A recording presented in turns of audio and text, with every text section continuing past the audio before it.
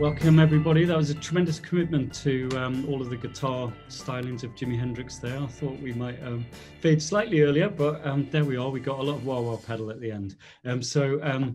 Thanks and welcome to tonight's ThinkIn. I'm David, one of the editors at Tortoise, and it feels like one of those moments where we've landed on just the right question at just the right time. You know, we booked these things a few weeks ahead, and here we are when Afghanistan is right in the news. So we're talking about Afghanistan, and as Biden's pulling out US forces, the question really is this: after 20 years, did the West do more harm than good?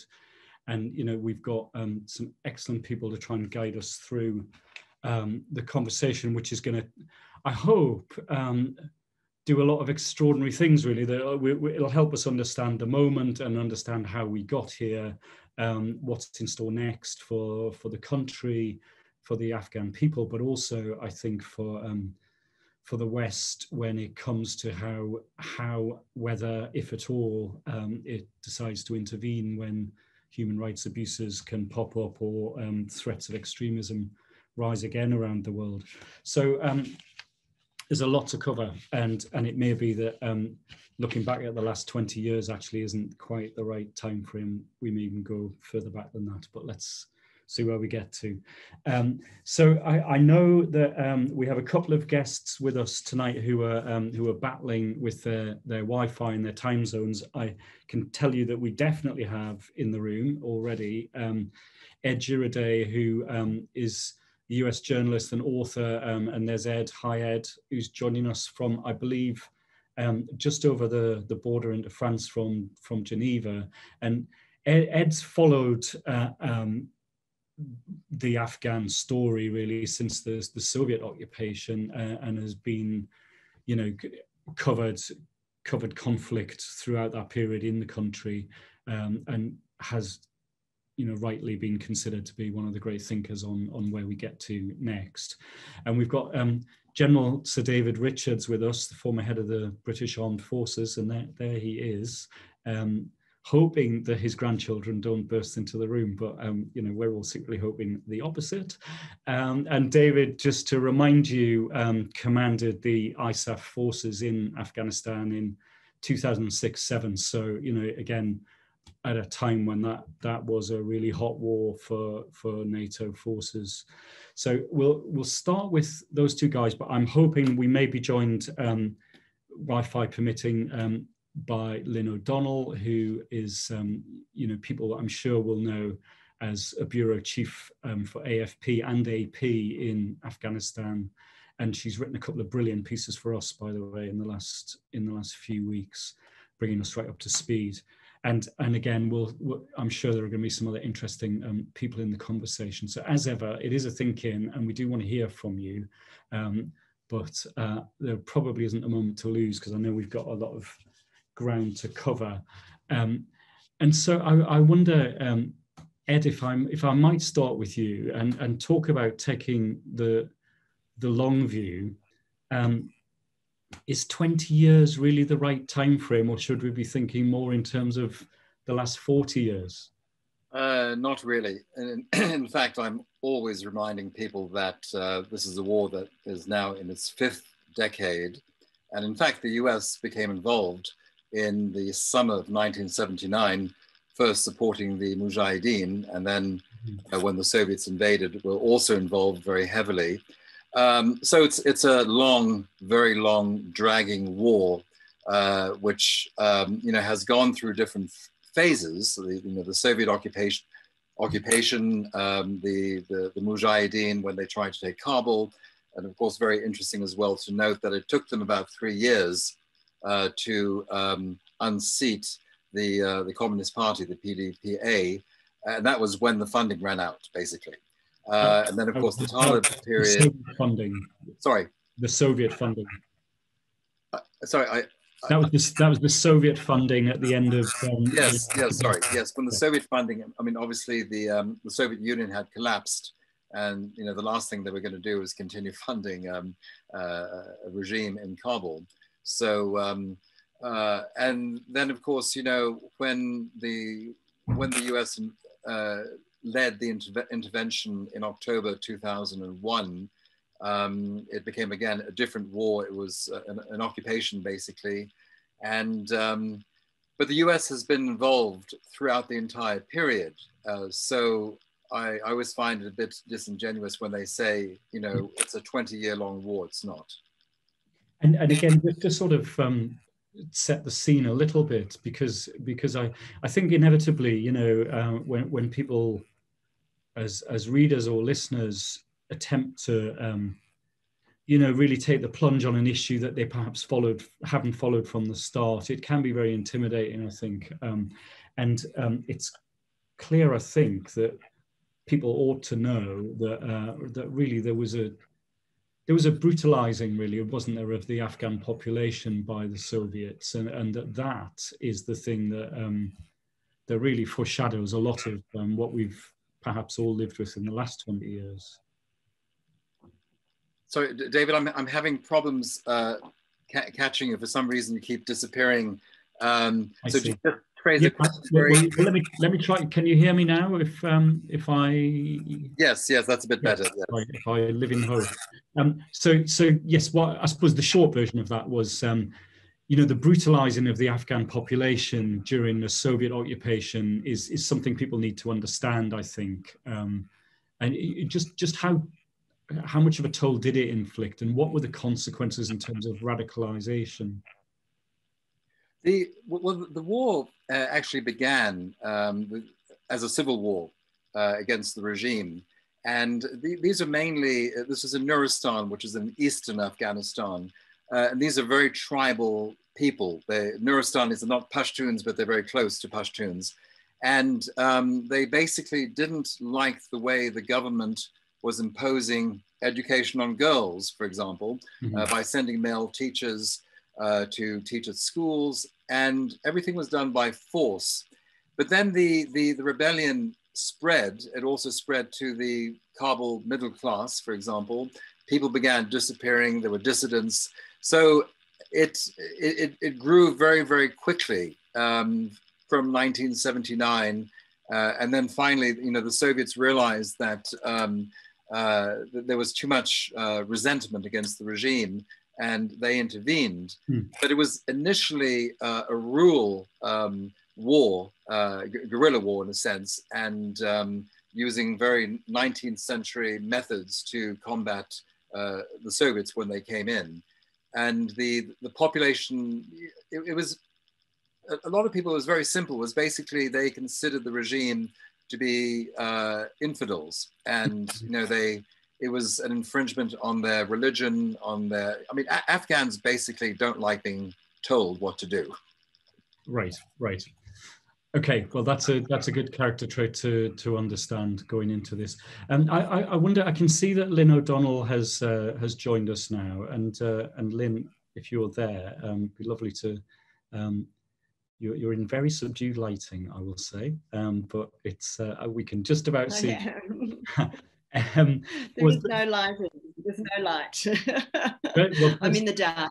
I'm in Bamiyan in the Central Highlands, and it's a little bit challenging on all fronts at the moment. So I feel very lucky that I'm even connected to you. Good evening. Let's not waste your Wi-Fi connection then and rush to it. You're there. Tell us what's going on. We've woken this morning in the UK to rocket attacks on Kabul during Eid prayers. There's a sense that the Taliban is at the door, and that there are other hostile forces there too. I hope we haven't just lost Lynn, but if we have, we'll keep persisting. Have we lost Lynn? I think we might have done.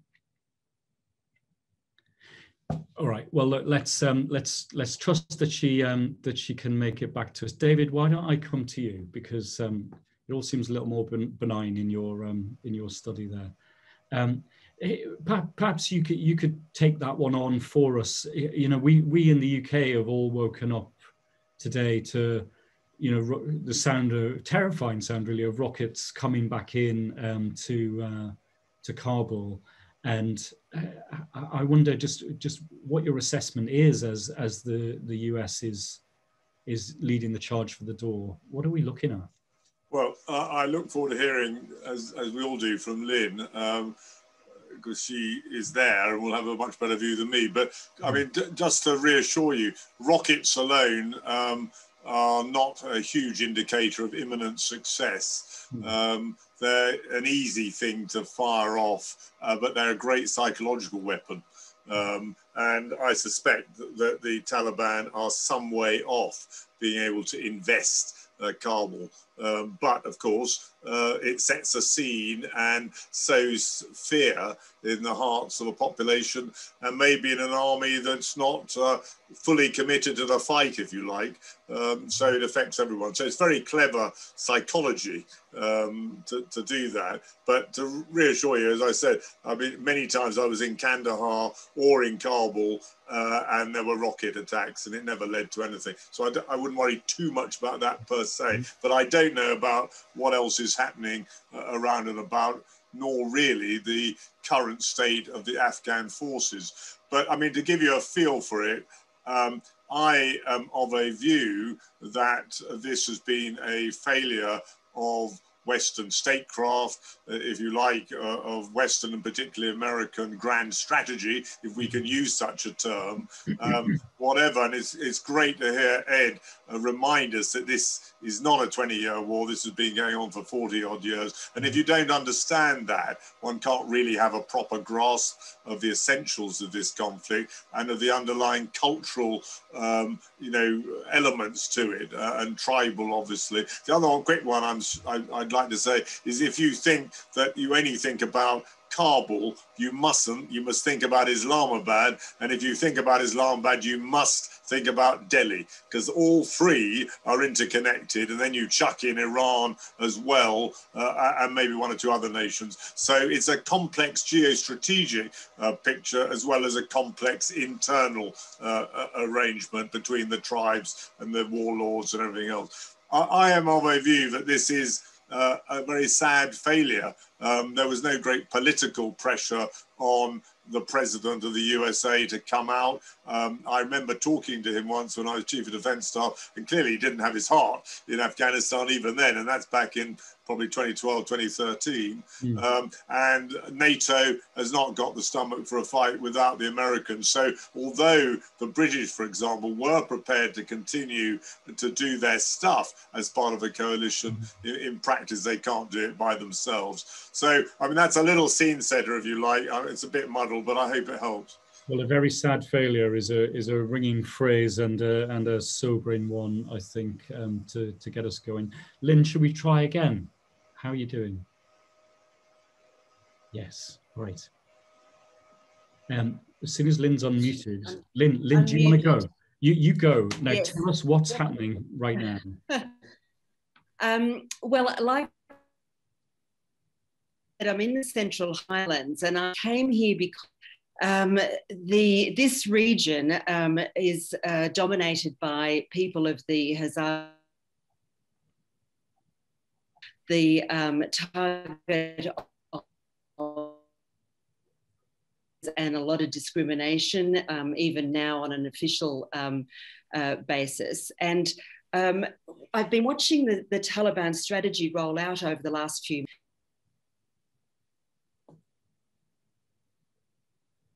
With the poppy harvest and the movement, transshipment of the opium stocks through Helmand and Kandahar and into Pakistan to the heroin labs on both sides of the borders, as it does north. And the move up to the north seems to have been part of a strategy to take over border posts, which has been happening around the circularity of the country. The border posts are used by the Taliban and by criminal gangs, transshipment for opium, for illegally mined minerals, for other stuff coming in illegally. There's a lot of money to be made. And so that seems to have been part of the strategy right around Kunduz on the border with Tajikistan up to Uzbekistan, Turkmenistan, Iran. There's billions of dollars stuff goes through those border points. But as that's been happening, the centre of the country, known as Hazarajat, as I said, has been surrounded. And people in the security apparatus who I talked to said that they were leaving Hazarajat to.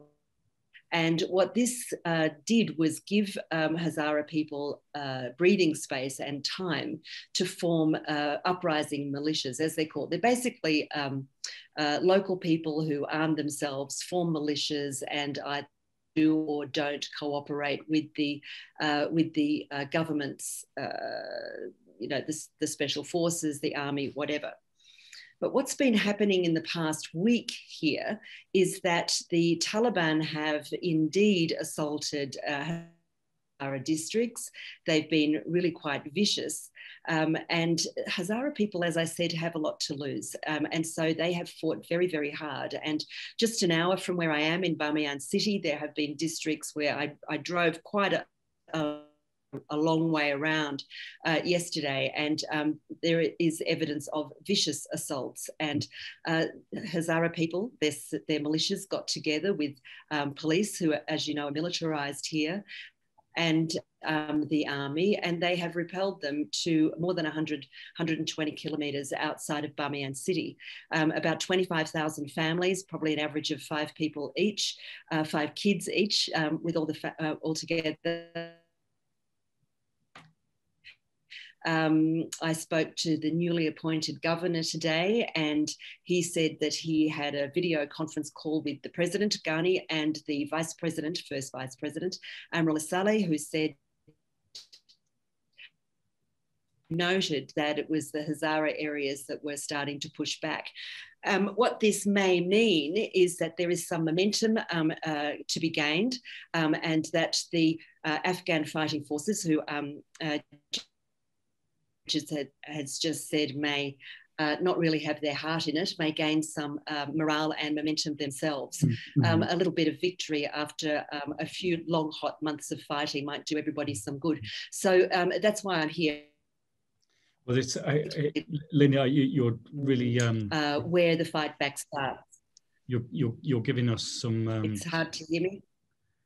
I'm going on too long.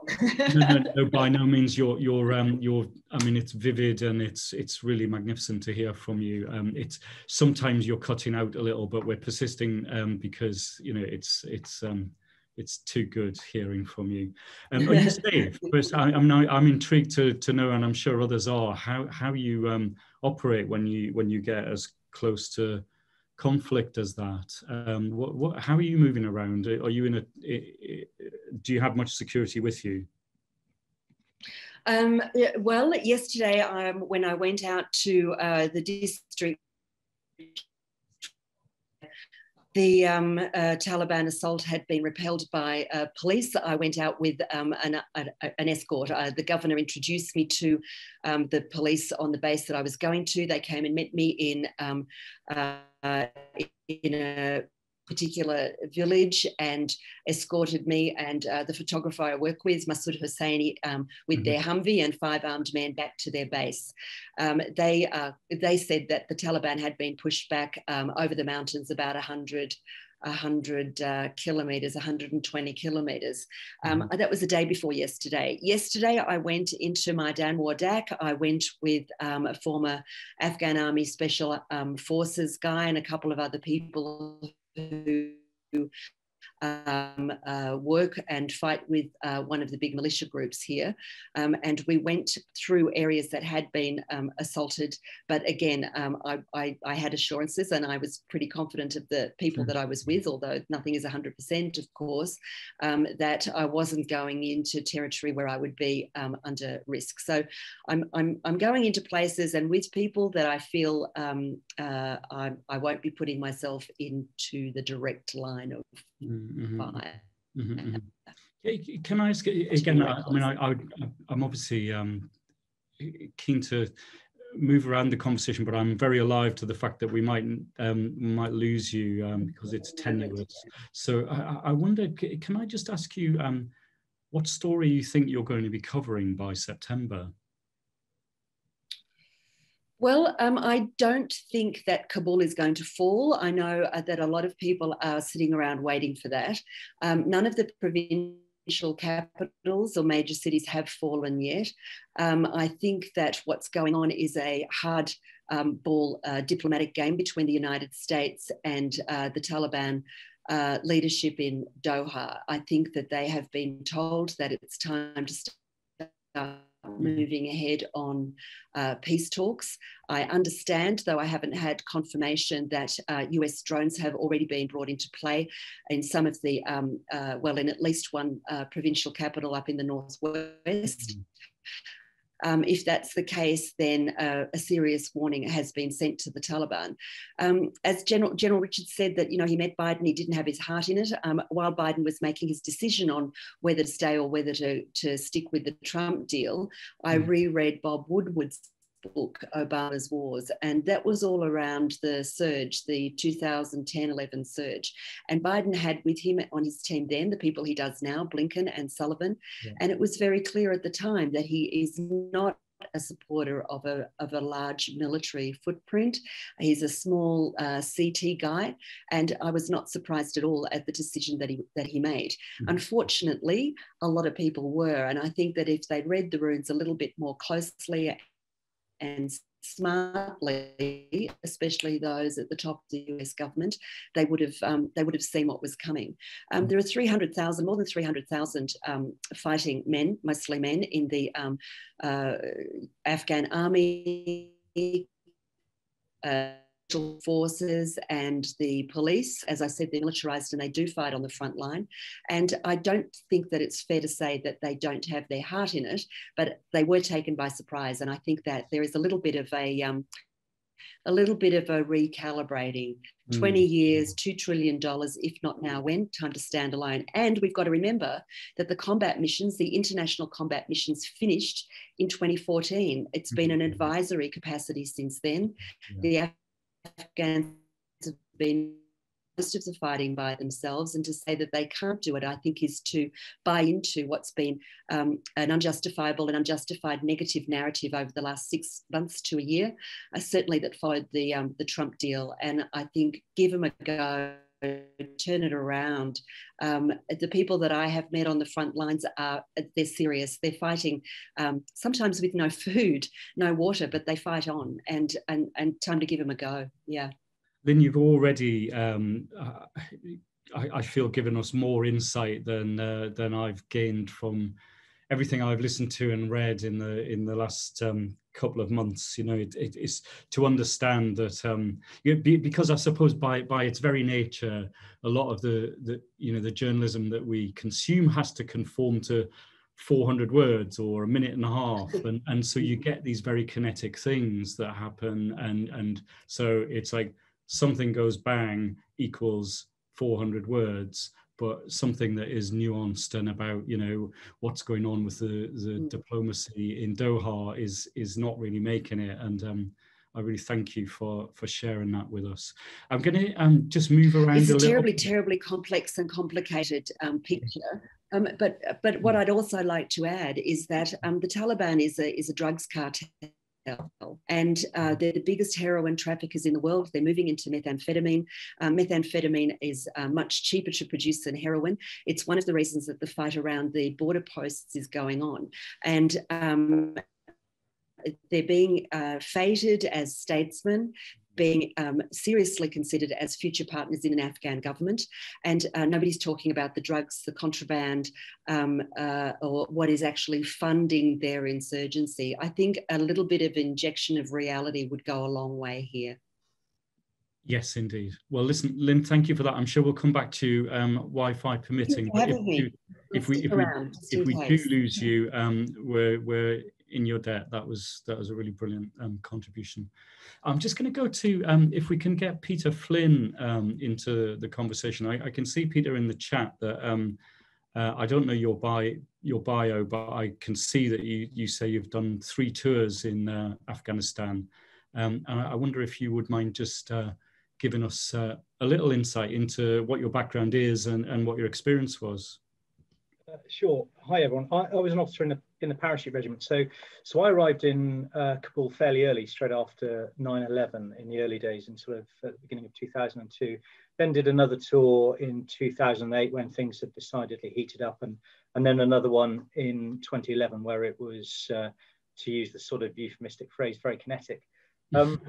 The impression I would give is one of incredible complexity and layers, whether that's power bases, and just to completely reinforce what Lynn said, it is incredibly criminal on many, many levels there, between warlords, organised crime, down to the very basic levels of crime where, you know, a farmer decides at the beginning of the season whether he's going to go grow poppy, or, you know, grow wheat or rice or whatever it may be, or vegetables. So that's endemic. Then there's the sort of the power base between regional governors, police chiefs, the sort of the government infrastructure, the local warlords, the criminal gangs, the Taliban. So you've got this huge matrix of complexity, and all that's playing out in a tribal system that doesn't sort of fit with our Western template of what a nation state is and how it operates. So you have all of those things, and then you come in to intervene because, you know, Al-Qaeda is using it as a base, and it's incredibly difficult to operate at a political, at a military, at a stabilization sort of effort with all of that complexity going on and all of these different levers on power.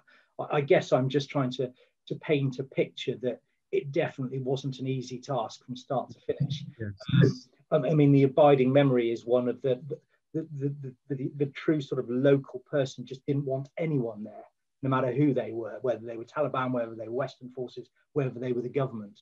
Those are the memories.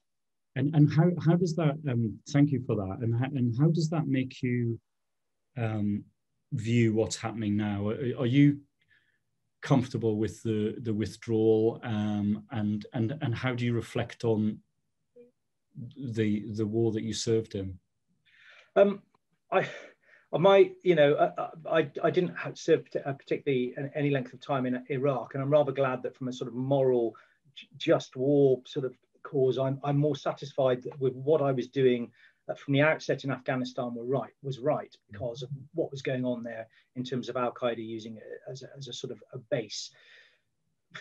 I'm with Sir David on the sort of, it is a bit of a shame that we've left it in the way we've left it, because I think for me there was probably a justification in enduring there with a sort of, you know, akin to a peacekeeping force. And let's be real on this, it would have been more of a sort of a strengthening and a reinforcing to the incredibly slow and emerging sort of governance and security situation that was going on there. But I think walking away from it completely sort of pulls the rug, where an amount of presence there would have given enough resolve to those in power to continue fighting the good fight, I think.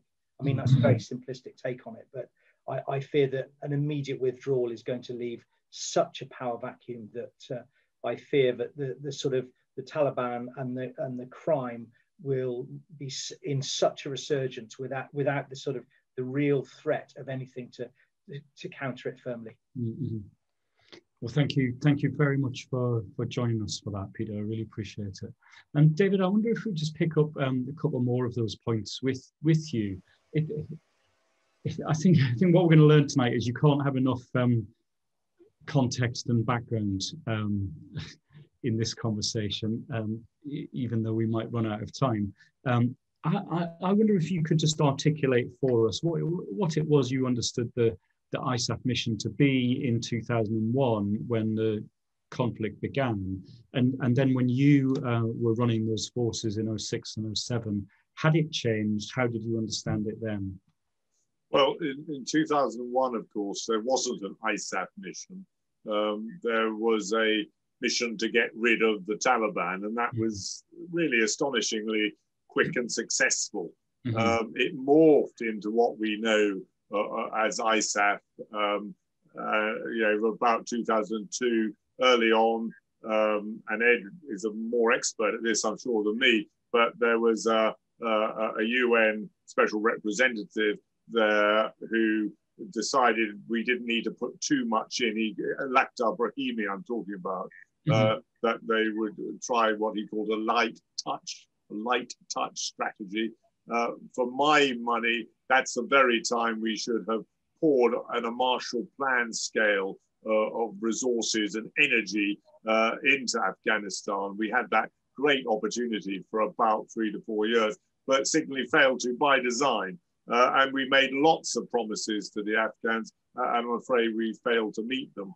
But when I went in 2006 as commander of the ISAF force that was going to expand across the whole country, picking up Peter's point that they were so really the Americans could focus on Iraq, leaving NATO to do what looked like in 2004 when this was agreed, a pretty benign operation. Of course, between October 2004 and when I went in May 2006, things had changed for the worse quite a lot. I often think that if countries had known what it was going to be like in 2006-07, would NATO have agreed to let the Americans hand it over to NATO?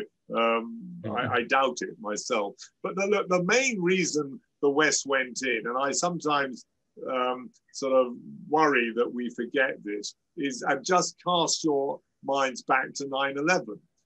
The fact is that from Afghan territory, the biggest terrorist atrocity ever was planned and essentially executed, certainly in the early stages. And since 2001, thanks to military intervention, that no terrorist incident has been planned or executed from Afghan soil. That's one hell of an achievement if you remember the context. And one of the problems now is that there will probably be, even if the Taliban don't get into Kabul, there will be ungoverned space allowed for by the Taliban with some pretty unpleasant friends, such as ISIS and AQ still, who will be able to plan these things again. So that should be a really important motivator for the West. But it seems to be constantly ignored, and we focus on the good things we did in Afghanistan, you know, education, democratic system,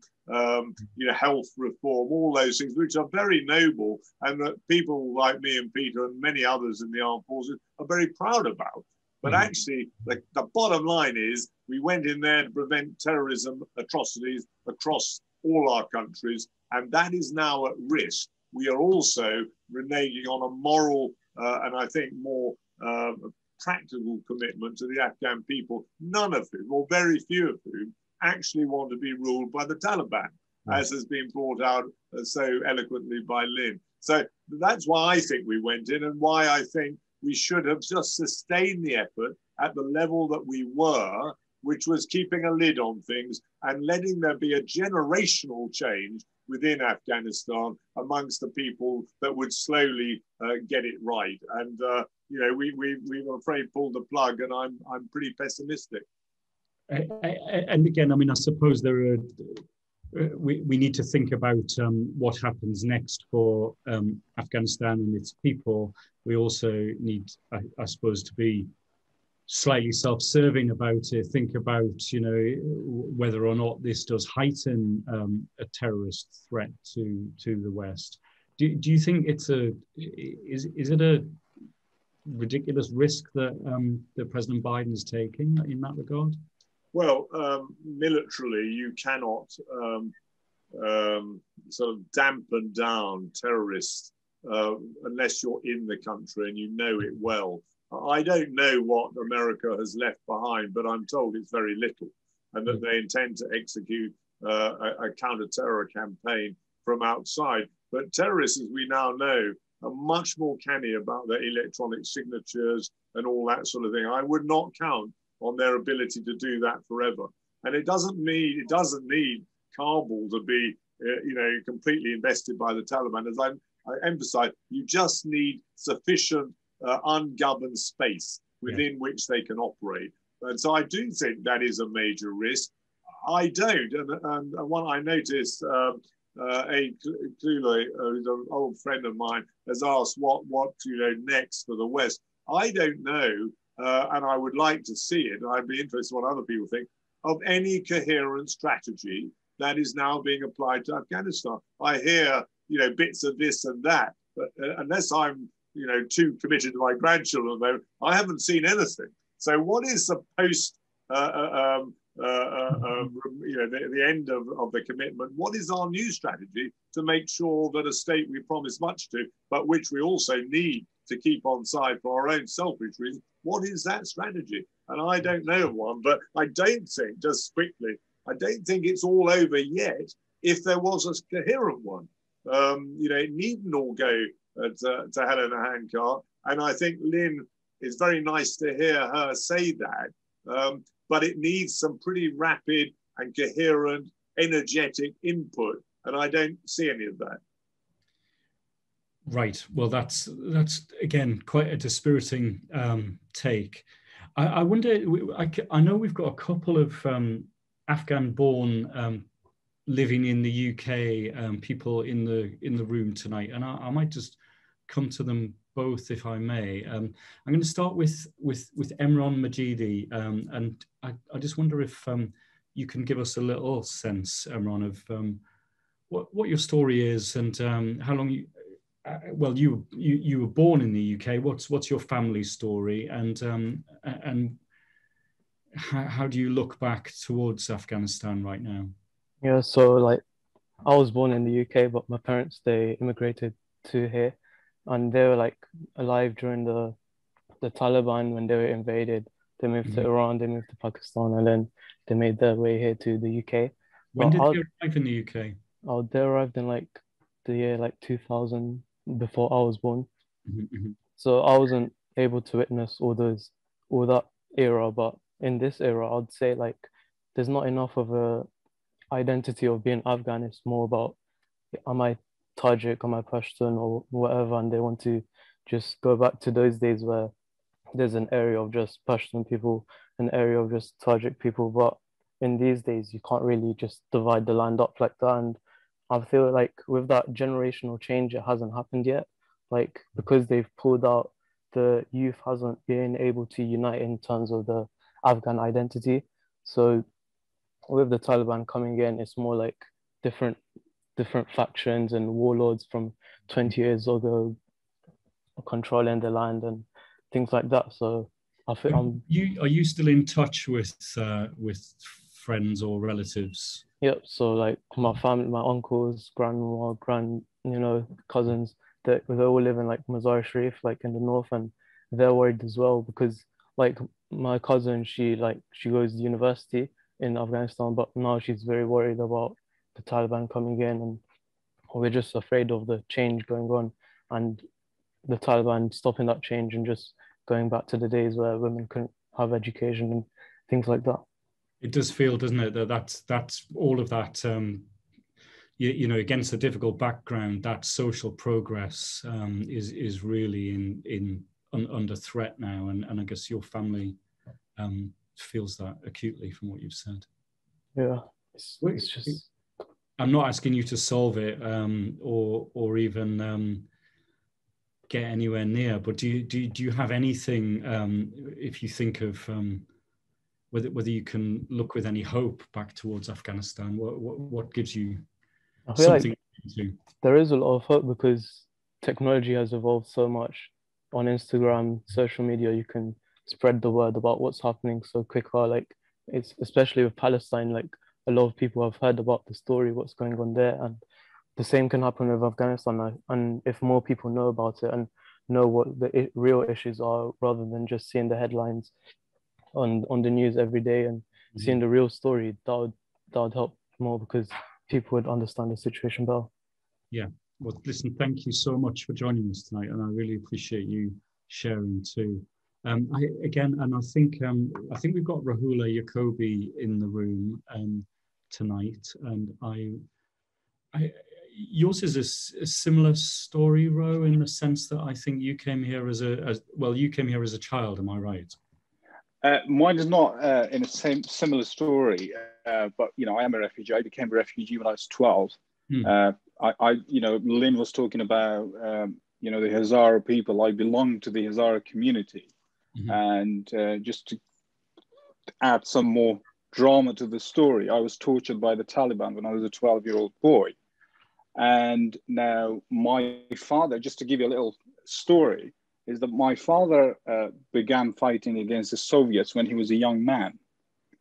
And then, you know, he was part of the Hazara factions fighting against the Soviet. And when I was born, you know, although he was kind of really ideologically affected by the Iranian Ayatollahs, the revolution in Iran by the Ayatollah Khomeini, he named me Ruhollah after Ayatollah Khomeini. But now every time I raise a glass of champagne or red wine, I can feel him turning his grave, the Ayatollah. But the story is that, you know, let me just start, give a bit of a, you know, the plus, the good side of what the West did in Afghanistan. Excuse me. I made a trip to Kabul a few weeks ago, and, you know, I saw many inspiring people, friends working so incredibly hard. And one of the people I met was, you know, I've been in touch, one of my cousins, she was just a little girl when I became a refugee. And she'd just become a dentist. She would never, ever imagine, or her parents at least never imagined, that she'd be out of the village, let alone, you know, on her own, go to a different city, independently study and become what she's become. That is, there are many thousands of, you know, girls and women like that, entrepreneurs, you know, students, you name it. And on the current situations, unfortunately, I lost an uncle just last week, and, you know, I've been talking constantly to my, you know, the village that I come from is the front line of where, you know, the Taliban have been attacking in the last 12 days constantly. And so I lost a friend, and I lost my uncle. You know, he was one of the guys who was fighting alongside with my father, and they'd grown up together. And then he became what my dad was, a commander fighting against the Soviets and the Taliban. And then, you know, he was left behind, the whole new system set up, and he just carried on with his normal life. When things began to go wrong, they realized, okay, we need to pick our guns again. And I was talking to my dad yesterday, although, you know, he's a 67-year-old taxi driver in Britain. You know, he's parking his car somewhere in West Midlands, calling his friends there and giving them guidance as to where to attack and how to defend their areas. Wow. So this is where he is. You know, when he saw refugee status from Britain in 2001 after 9/11, and I was a child refugee cheering on the first day, the day that Americans attacked Afghanistan, I was a refugee in the birthplace, a child labor refugee in the birthplace of the Iranian Ayatollah, Rafsanjani, one of the founders of the Iranian Revolution. You know, there was this truck driver, I think it was a tractor driver in that village, shouted at me, "Hey, Afghan boy, America's attacked the Taliban." And I immediately fell into my knees because, you know, it was the joy of thinking that, you know, we would go back to our village one day, but I've never been able to go back there. I was never able to see my mother again. And, wow. You know, there are so many things. And I think, you know, as Sir Richard said, and also Peter said, the West never actually fully understood the complexity of what they're actually getting themselves involved into. You know, the Taliban are the products of centuries-old tribal conflicts, both within the Pashtuns and also Pashtuns and the non-Pashtuns. So you look at the history of Afghanistan, it's never been at peace with itself since its birth. You know, you've got the power structure, the power play. Sorry, if I'm going too long, just shout at me. Ro, it's so compelling what you're talking about. We are running out of time, and I would... I think we should think seriously about having you write your story for us. And just to add to Sir Richard's, you know, what I see now, and to be honest, I was thinking, I've got a family here, I've got my kids here, and, you know, I look at my scars, mental and physicals, left by the Taliban, and there hasn't been a day since last week when the Taliban attacks have been intensifying on my birthplace. I actually have had words with my family and with my 12-year-old that I would really want to go back and fight, because I know, you know, what it means for people who are actually fighting for their own dignity. Yes. I don't want the Taliban to be able to push more kids like myself out of their homes and villages. And this is just that serious. But what we are actually witnessing, a lot of factors moving around the country, is that, you know, the regional actors and the vacuum left behind by the Americans is being filled by Russia, by China, by Turkey. Even Turkey is getting seriously involved. I mean, yesterday, Erdogan actually warned the Taliban to, he called them the occupiers of Afghanistan. So you can see how, you know, the jigsaws are getting back together in Afghanistan in a more complex way. You could see a situation like Libya or Yemen in Afghanistan, where you can see nominal allies, regional allies, actually hitting against each other, supporting different opposing factions. So it's not looking good, but there will always be people who will be willing to fight against the Taliban. And so, you know, it's not a done deal. You know, we've got a fight on our hand. I can only say thank you again for sharing your story, Ro. I mean, that was really remarkable and a privilege to hear. And again, you know, the complexity runs deep, and I can only imagine what the emotions are that your family are living with when you have all of that swirling around. And you know, again, I'm sure everyone would want to give their condolences for your loss with your uncle. And no doubt, I hope you're going to share your contact details with us. I'm sure we've got your email, and I'd love you to consider. Gurjinder is a close friend. He's a colleague. Gurjinder runs Tortoise, for those who. Yeah, he's the man. He's, you know, even when I was in college in Kabul 3 months ago, I kept sending him pictures and said, "Look, I'm having really good fun here, so you should be joining me." Well, bless you, and thank you for joining us tonight. We've got 10 minutes, and you know, I mean, it turns out we're going back centuries, not 20 years and not 40 years. I wonder, Ed, can I come back to you? And I just want you to think about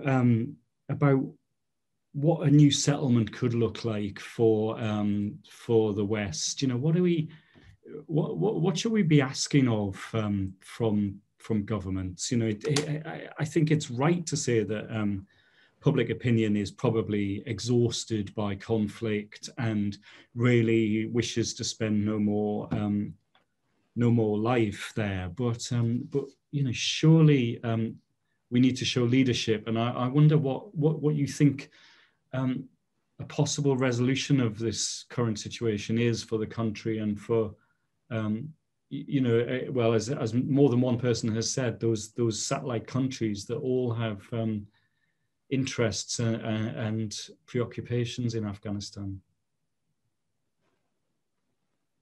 You're going to be on mute. I think we might have to unplug you again, Ed. Can you hear me now? Yes, we can. Yeah. Yes. Okay. No, but I think the various speakers just before, including Lynn and Ro with Hazarajat, actually put the fact is that the overwhelming majority of Afghans are under the age of 25. And they have nothing to do with the Mujahideen. They have nothing to do with the Taliban. So you've got an entirely different country. And even the fact that Ro was able to communicate, or his dad was going out to the Midlands and being able to communicate to people in Afghanistan, all that is totally new. During the 80s and 90s, you know, we had sat phones. Perhaps we never used them really. They were too expensive. But the fact is that people are connected. But the long-term approach, back in 2000 and end of 2001 in Bonn, I was there in Bonn, and also in 2002, a lot of the recommendations made to the Americans, to NATO, and so on, was you cannot seek a military solution, but we have to take a long-term approach, 30, 40 years. We have to develop, we have to invest in Afghanistan. And this does not mean throwing a lot of money at Afghanistan, which is what happened. And we have to focus on the rural areas. Now, the overwhelming majority of Afghans, I think, support neither the Taliban nor the government. And they are totally fed up with both sides. Also, it's, as Lynn was also mentioning, you know, the Taliban is a movement. It is not organized with a strict leadership. It consists of all these different groups, the bandits, the various factions, and so on and so forth. And a lot of it's already imploding. You've got the Peshawar Taliban, you've got the Quetta Taliban, you've got various groups inside Afghanistan. So I think if you're looking ahead, you know, what we need in a sense is, and Sir David mentioned it, we need a Marshall Plan, but a real one this time. And this does not mean massive amounts of money. It means looking at Afghanistan, focusing on the rural areas, and not always trying to make a new Dubai with Kabul, but enabling people not to have to seek jobs in Kabul or seek jobs with the Taliban. And I think, you know, one of the big dangers, of course, with the security forces in Afghanistan right now is, will their salaries continue? And that's a big question, because the salaries have got to continue. And this has always been a problem, you know, back to 2001, 2002.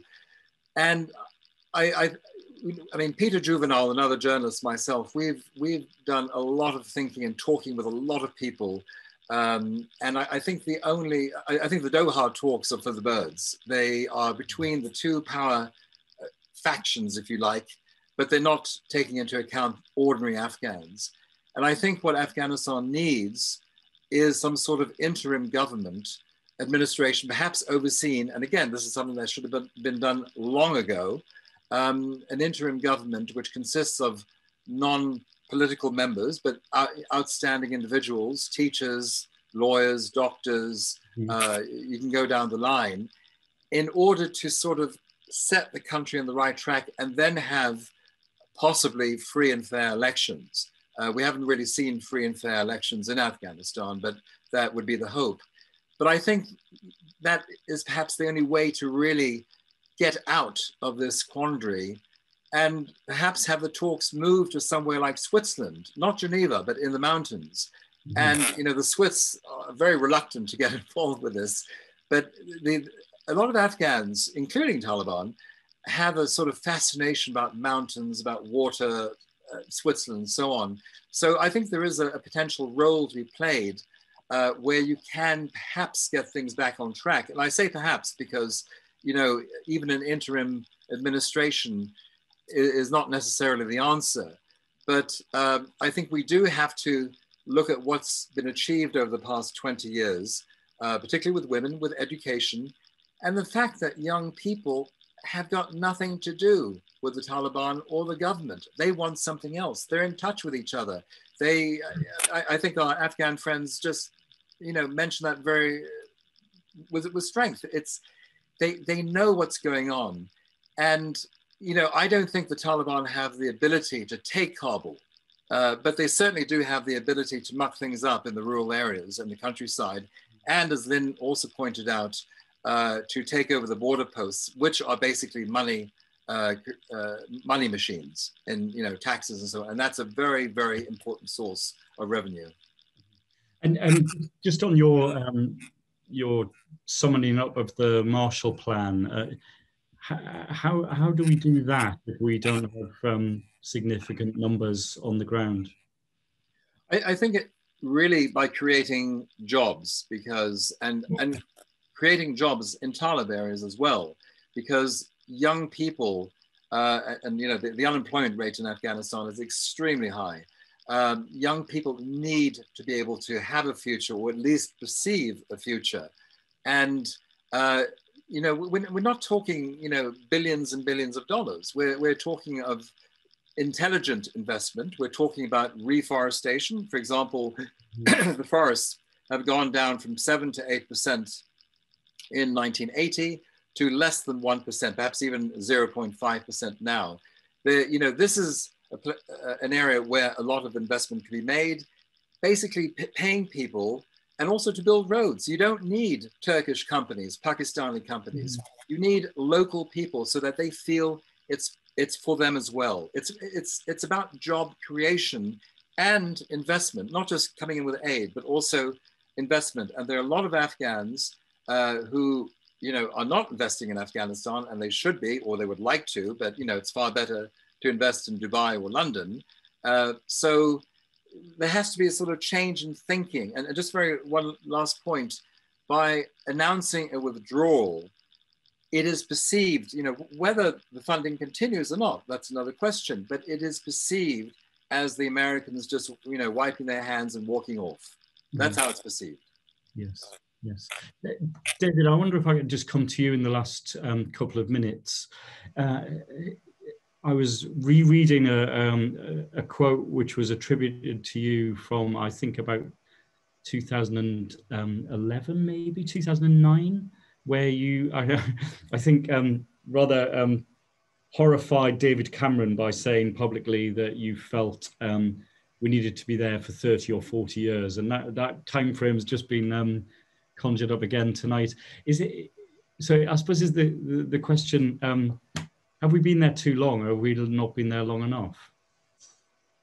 Well, back in 2009, I was chastised as a sort of warmonger, and I emphasised, and it's very interesting to hear Ed give his prescription, I emphasised that I wasn't in the fighting mode. I wanted to retain the minimum military footprint, because as all soldiers know, the day, in the case of the British, you go to Sandhurst, you're reminded that armies won't win wars, but you can buy opportunities for others to help you win that war. And I'm thinking really of politicians and diplomats with their various civilian levers that they can pull. But I reckon back then, and I was using Ireland as an example, but also other countries where similar insurgency had happened, that we needed a generational divide. So just as Ed said, you bought time for a new generation of Afghans to become dominant, who would reject what the Taliban was continuing to seek to offer. And so it was pretty simple maths, actually, but I stand by it. You know, I think we need to be there for another 15 to 20 years, not massive military involvement, just basically what we did do, better training and equipment of the armed forces, not to win a war with the Taliban, but to persuade them and those amongst them, and there are quite a lot, I'm told, who don't want to go on fighting forever, but it's not worth it. They will never win in the way the most ideologically committed, you know, seek to pretend they will. And slowly people would see, you know, the writing on the wall come together in some new way, and hopefully we would achieve our aims. But it was never going to be done in 15 years, which is what we're now seeking to do. Yeah, and goodness me, I mean, politics seems to be done in interludes of about 5 minutes at the moment, doesn't it? So I think the chance of someone having the concentration span to make those commitments is hopeful in the extreme. It's really been a remarkable night, and I'm not going to even attempt to sum it up, other than to say sometimes you hope to have great guests who are going to say some fabulous things and have great insights, and then you get surprised by some people who join the conversation.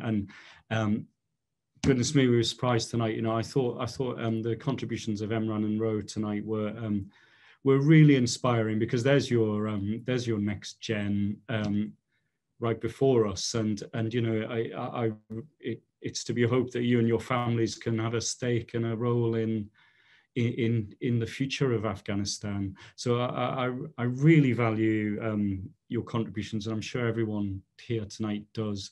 It's been amazing to hear from David and Ed, and a special shout out, even though I think we've probably lost her by now. You know, I think Lynn disappeared a little while ago, but I mean, it was really wonderful to just get that insight from her. And I certainly feel like I've left the room smarter. That's usually the game. It's not that hard in my case, but I hope that even those of you with towering intellects learned something tonight, and were moved by some of the things that were said as well, because you know, I thought that was pretty special. So thank you. Ro, we want to hear from you. David, I think you could have probably written the splash for the Times tomorrow with some of those quotes, if there's any of their reporters on the call. And look, we're going to be back again tomorrow to talk about something else. I don't know what that is, but you're never far away from some action here. So thanks again. Much appreciated to all our guests and to all of you for showing up. All right.